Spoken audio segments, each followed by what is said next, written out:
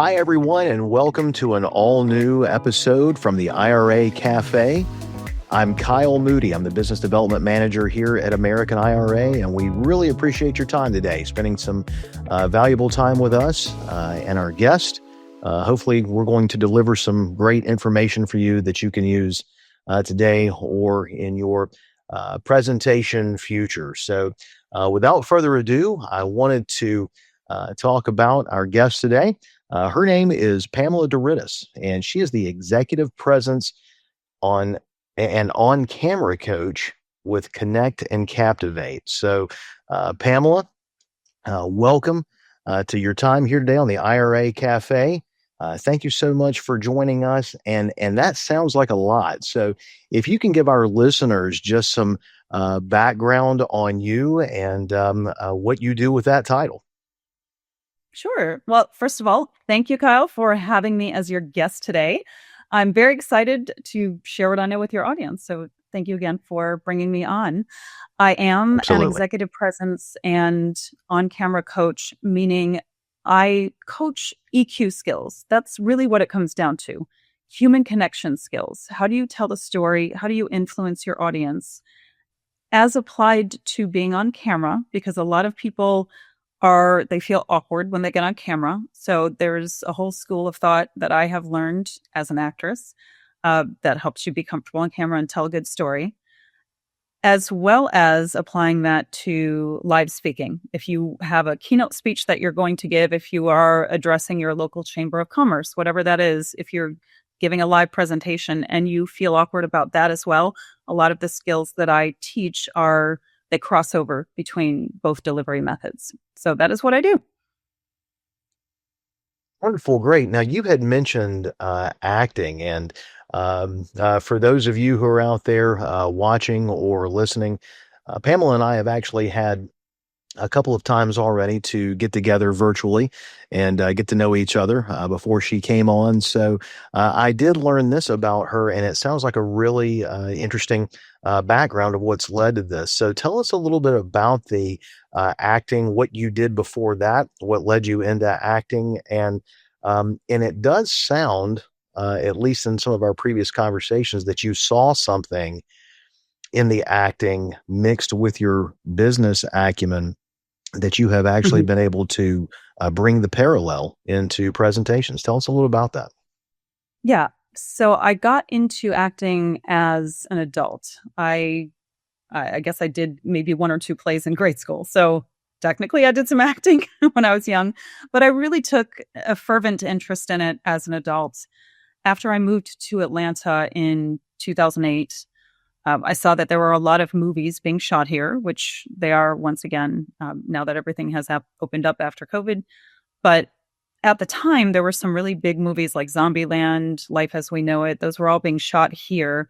And I just started doing some extra gigs. And from there, I was bitten by the bug and I started going to acting class. I eventually got an agent.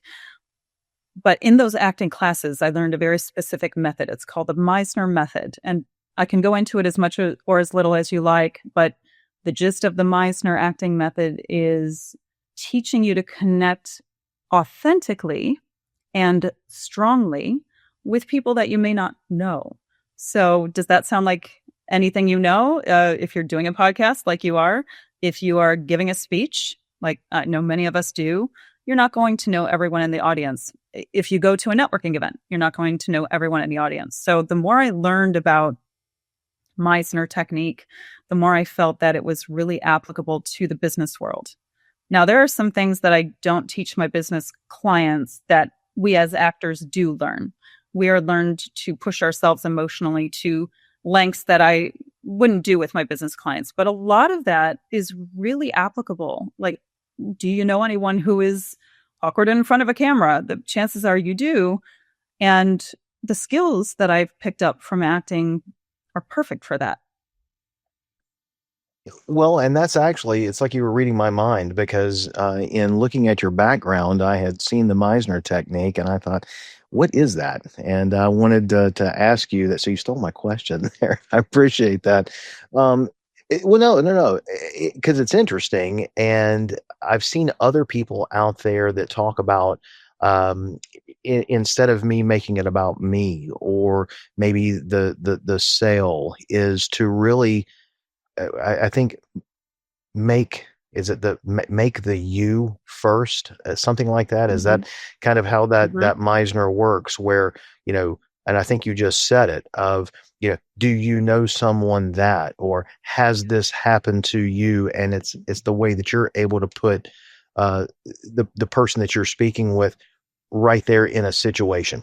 Am I Yes. hitting on that? Is that how that works? Yeah. Absolutely. Yeah. So we're looking at the Meisner technique, and it really is all about the fundamental of Meisner is you put your focus on the other person.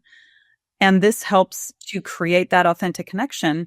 It also helps if you are one of those people who gets in your head a lot and you get awkward and self conscious, actively putting your attention on the other person helps alleviate a lot of that so that you can build this relationship full of life, even if that relationship lasts for 10 minutes or 30 minutes while you're giving a talk. It is an authentic connection because you're getting out of your head and connecting through your heart and through your instincts with another human being. So that is the essence of Meisner, putting your attention on the other Gotcha. person, connecting with them. Okay, wonderful. No, I appreciate that. And one of the other things that I had seen in your background was your training on I believe it's called foundational coaching. So, is there any type of parallel with that? Is it the same thing? Are there any differences? Well, I believe you're talking about my foundational program. Is that Well, what you're referring to? yeah, it was one of the, it was the foundational coaching, how you go Yes. in to really help folks in their, in their Yes. networking or in their presentations. Yeah, yeah. So I have a foundations program. It is an 8 session program where we do a lot of obviously the foundational work of not only Meisner, but I throw improv in there. I throw some just techniques that I've made up along the way as an actor over the years. But what I do is in that 8 weeks, I baseline the client, and it's usually one on one. I do work with groups, but most people come to me for one on one training.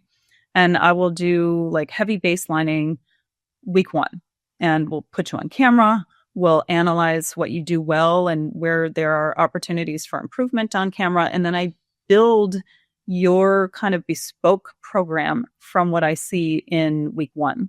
And there's plenty of room for adjustment as we go. Some people pick up skills more quickly than others. So but I build that program after observing on day one, week one, and we'll go through a series of exercises, and then we'll do a midway check-in on camera to see how far you've come, and then at the end we'll do kind of a wrap up on camera session as well. And I do this with people whether or not they want to eventually be on camera. Even for my speaking coaching clients, I do this because it's great feedback to see your own progress. So that is the essence of the foundations program that I do.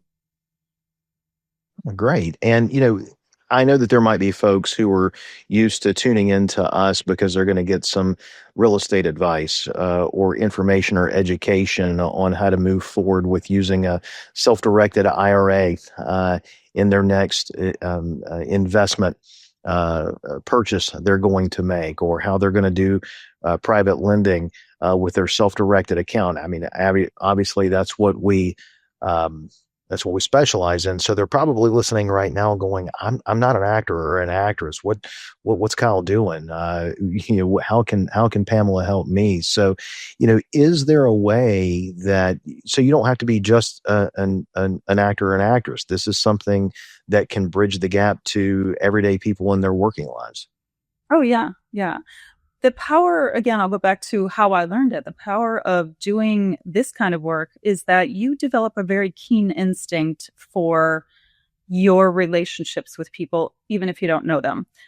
You kind of do this work over time, and you learn to work from your instincts about people. Again, getting out of your head and into your heart. So you get that ability to connect with people better. And in what setting is that not an advantage, right? That's an advantage in a sales call. If you're the salesperson or if you are on the other end, potentially being as a client, it's applicable to networking. There's just all kinds of applications for this. And no, you do not have to be an actor to study this. I've taken this whole school of thought and adapted it for a business audience. And that is what I do. I teach business people. I don't teach other actors. I actually 100% teach business clients. Because there's so much richness in life that we can bring to our business relationships that I feel are maybe lacking sometimes. And then we can bring that business, that life to our video marketing that's lacking sometimes. So it's absolutely applicable to the business world if you do any kind of video marketing, if you want to connect with another human being more authentically, if you're a salesperson, even if you're on the other side of that sales equation, I believe that it really hones your instincts around the person in front of you. So you can marshal your emotional intelligence to work with a salesperson more intelligently, not to repeat myself, but I believe that it's advantageous for anyone to increase their EQ skills because that leads to better outcomes for you. I've always believed that one of the most important things for a leader or anyone to know is that they don't know everything. And that there's always the sharpening of the saw. There's always folks that are going to come behind you that you can really learn from. So what I'm hearing is that this coaching, your experiences can end up being very broad to where if somebody is looking to launch a podcast, they're looking to get into webinars.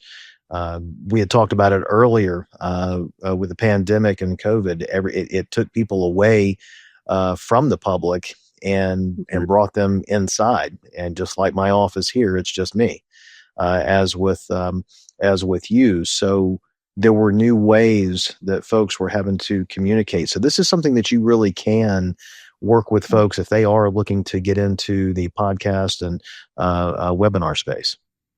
Oh, absolutely. I always think about what is my mission in life with this business. And I believe if you have a mission and a vision that you're going after, you have more chance of success, just personally and in business. And I've always told myself, and I don't think I've actually said this on anybody's podcast. So Kyle, you're going to get it first. And my mission really is to reconnect the world, or connect the world, I should say. And I don't mean electronically. We're all connected electronically, up one side and down the other, maybe a little too much. But my mission with what I do is to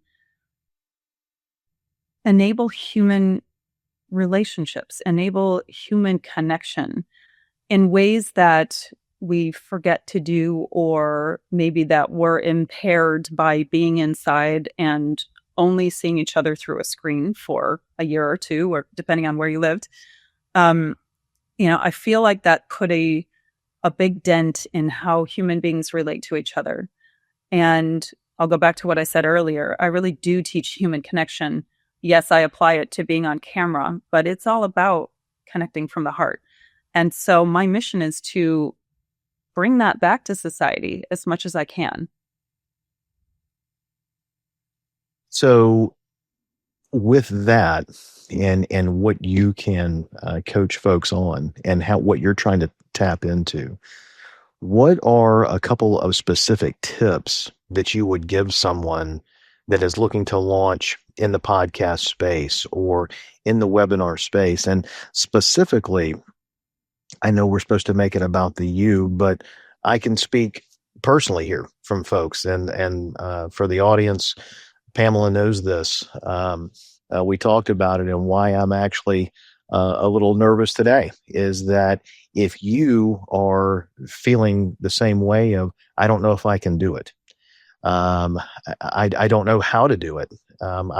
Talking in front of people isn't a problem, but if I'm talking into a camera and can't see reactions of folks, how do I know that somebody's listening? How do I know that I'm saying the right thing? Just, you don't know what you don't know. And so where I'm going with this for the audience is, this is the very first time I have ever led a podcast interview.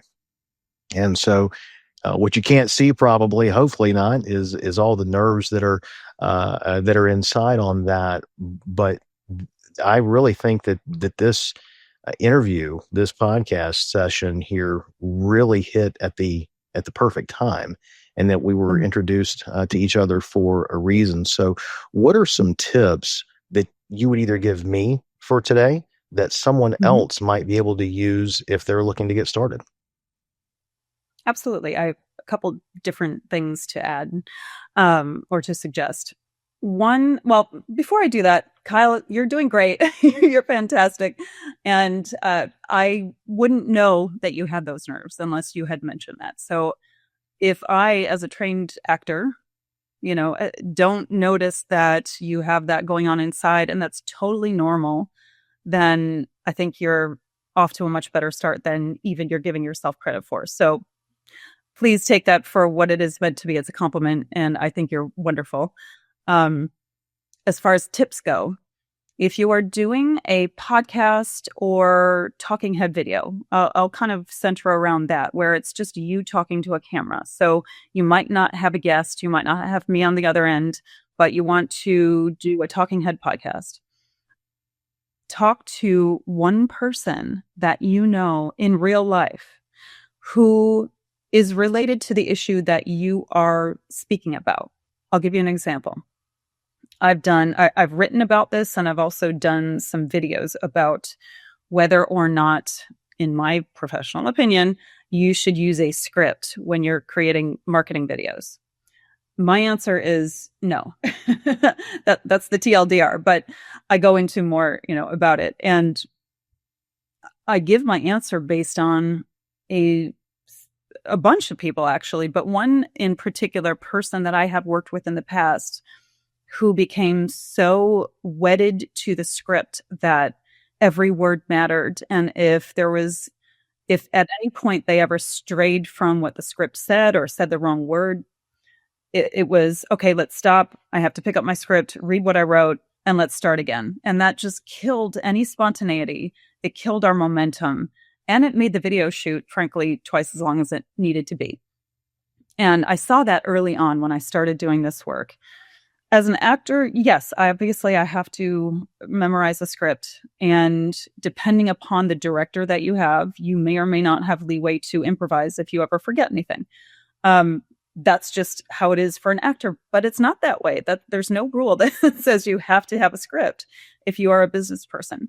So I've got that person in my mind whenever I talk about this topic. Even if I'm not doing a video about it, I have that person in my mind right now as I'm describing this to you.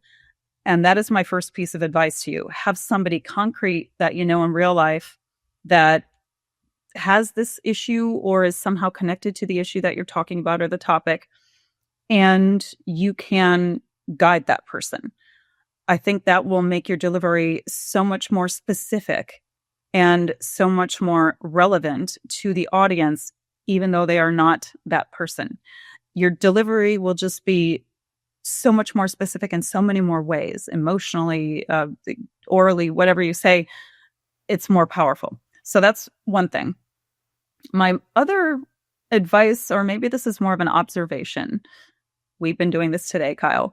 You started off beautifully, and you asked me a couple of questions, and this conversation has taken on a life of its own. It's got its own momentum. It's got its own energy, and we have a great back and forth going. And it's going to sound cliched, but you have to trust that that will be there. I'm in a play right now, and I have a small part. It's live theater. So there's no do-overs. You get your lines right or you don't get them right. And you have to kind of deal with whatever happens. And I've learned, again, over time as an actor, that when I step out on stage in my scene and I speak those first lines that I have, I allow that the scene is going to have its own energy and its own life that might be different from yesterday. I might say the line differently. I might have different energy. I might forget a line. I might skip a line. I've done that.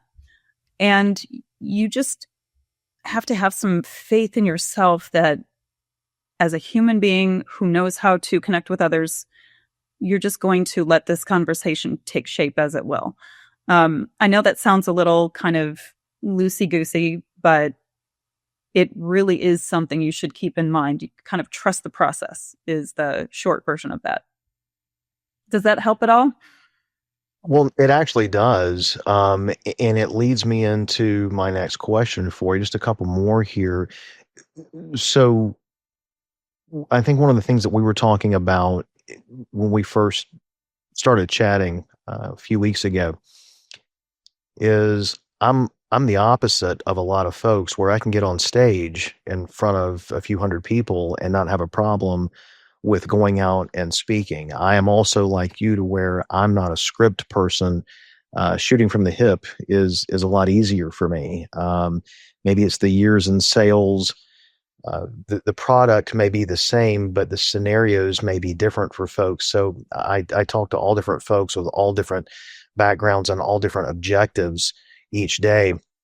If I'm on stage in front of a bunch of people, though, all of them are there together, and then I'm the professional in the room that's bringing the education.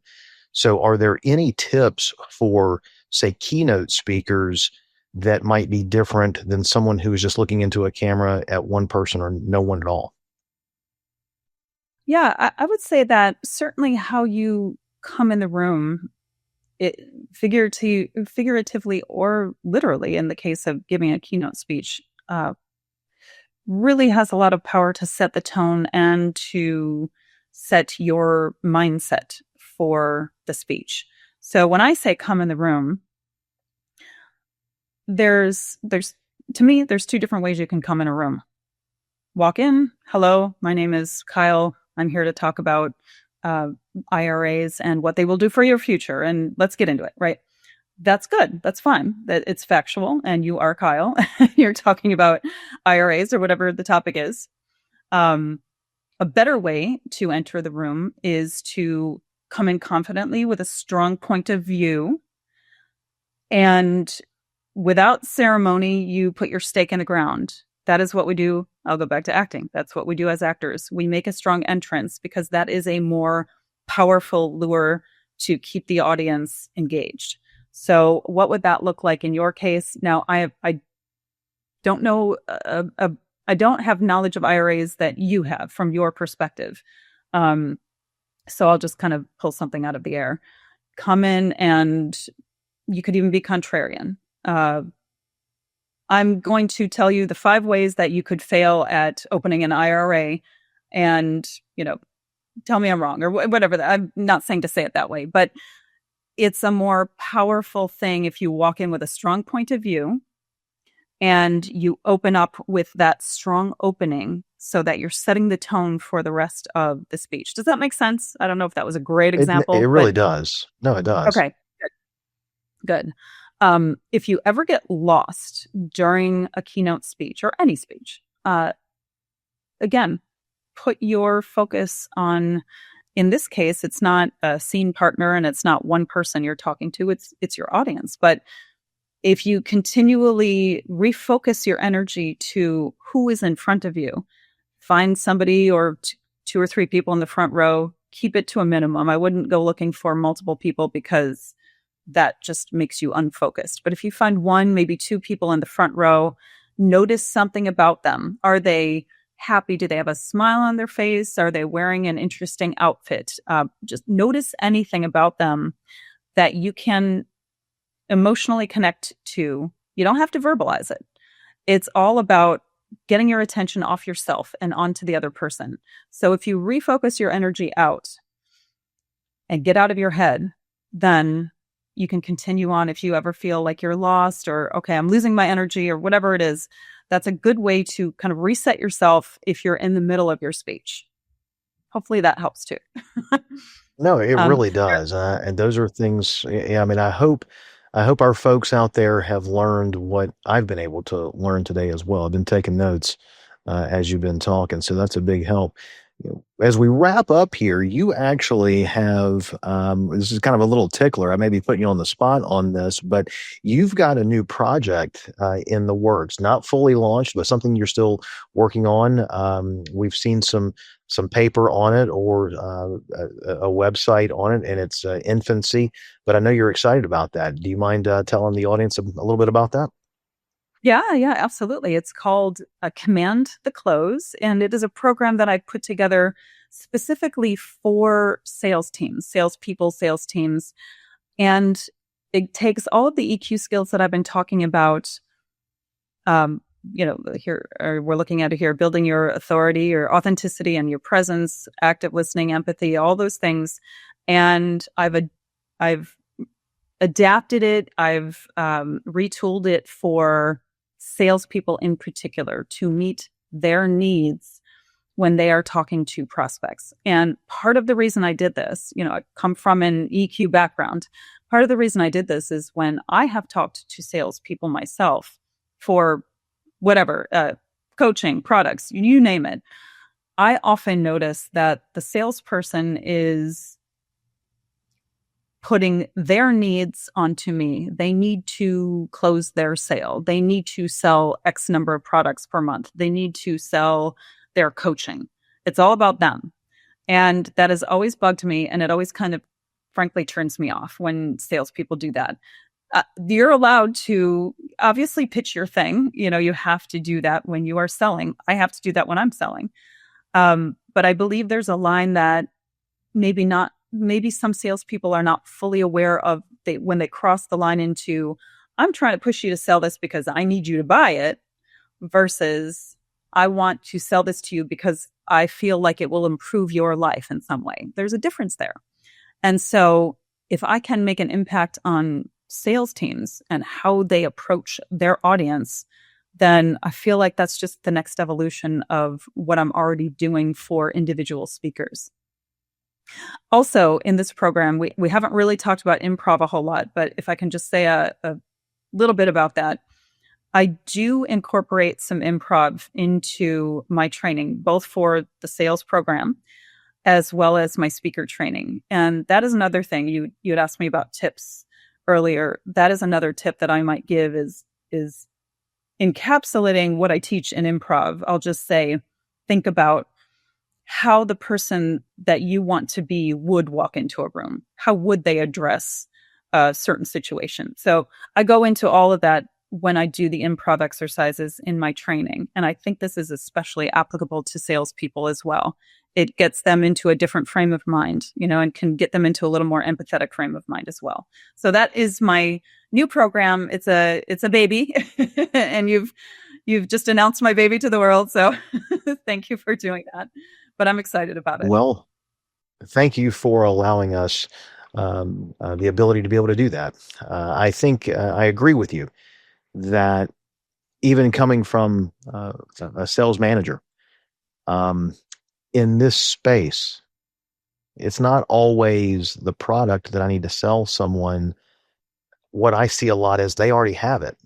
They've already got an old 401k. They've already got the IRA or the Roth. They may not be able to invest the way they want to at their current custodian. So they need more of our company than they need the product. So I tell them, hey, I'm not selling you the product. You've already got it. But I believe in the education of how they can use their product. And I have always said, if you really educate and inform, the sales will come.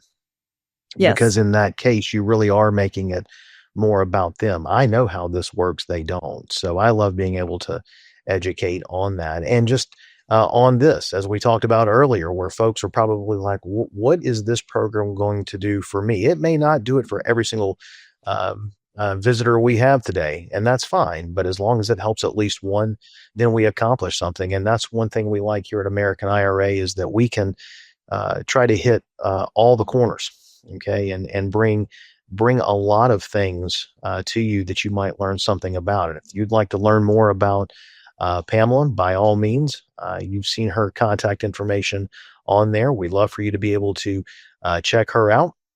I know that I've enjoyed our time together. I know that I have actually learned something from her in our multiple talks that we've had. And if there is something that you'd like to learn about American IRA or what you can do with your self-directed IRAs and how your self-directed retirement account can boost your investment objectives, we'd love to be able to help you out with that as well. This is a picture of our website right here. And if you'd like to book a consultation with me or any of our sales staff, we are ready to speak with you. You can go to AmericanIRA.com, and love to be able to answer any questions that you have and see how we can be a resource for your investment in your future. All right. So, Pamela, is there anything else that you'd like to add? Any final tips that you want to give our audience?